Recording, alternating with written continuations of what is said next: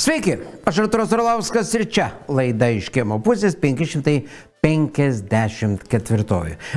Čia toks video filmukas, pasižiūrėkite, skraido lėktuvas, mums sako, kad tas pėdsakas iš lėktuvo susidaro, kai iš variklio karštas oras išeina, kondensatas gaunasi, ten kadangi šalta, ledukai ir tas baltas pėdsakas yra ledukai. Pažiūrėkite.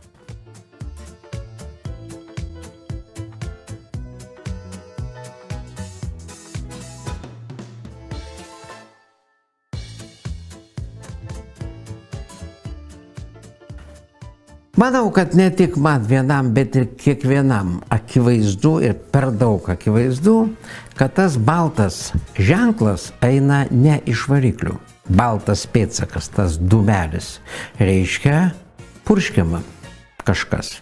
Ir kai kalbama apie chemtrailius, tai visus tos žmonės, kurie kelia klausimus, vadinama sąmokslo teoretikais, plokščiažemiais ir dar visaip kaip. O šiandien mes tokių sąmokslų teorijų pavarysim, kad nieko nelaukiam ir žiūrim anonsą. Ta prasme, nieko neaiškinat, iškart bandoma klijuoti etiketę, kad tu durnas.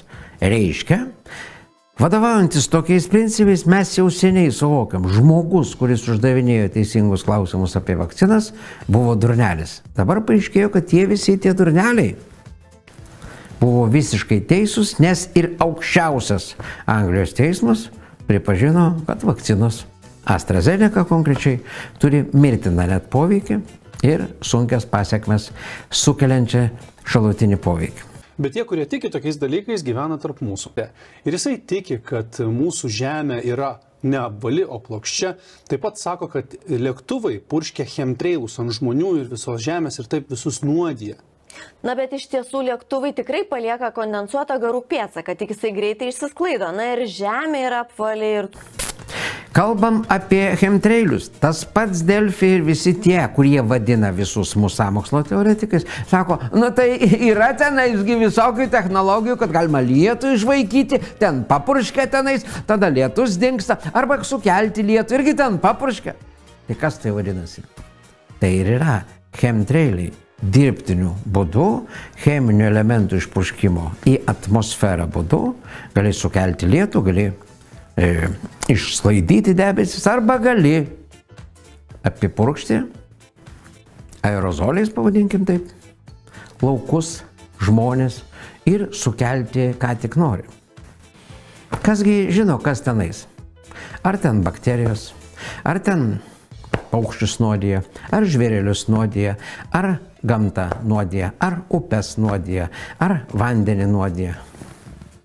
Įvairiausių cheminių medžiagų gali būti. Ir dėl to ir tie kataklizmai, ir dar visokių įvairiausių dalykų matome. Čia net per daug akivaizdu šitam video, per daug akivaizdžiai viskas matosi, kad būtų galima nekreipti dėmesio. Aš suprantu, kad vėl sakys, nu nesąmonė, čia visai netoks lėktuvas, čia jie šiaip savo, nu kažką tai ten norėjo nudažyti. Laisvoje šalyje gyvenam. Tikėti visokiais keistais dalykais nedraudžiama. Tikėti iki išprotėjimo taip pat. O tu esi kad nors susidūrus su kokiais sąmokslo teoretikais? Esu ir su islamistais susidūrus ir sąmokslo teoretikais, o iš sąmokslo teoretikų tai vienas taksistas bandė mane įtikinti, kad viena Seimo narė pardavinėja vaikų organus į užsienį. Tai aš jau nebeištvėriau. Nu, dar va tokia, manau, kad idiotiška teorija ar paaiškinimą tokį jie išdirbs. Bet čia iš šito video, mano galva, tai dar vienas toks sąmokslo teorijos pasitvirtinimas. Beje, Floridos gubernatorius DeSantis uždraudė savo valstijai, oficialiai uždraudė, išleido įsakymą, purkšti chemiją iš lėktuvų. Tos vadinamus chemtrailius.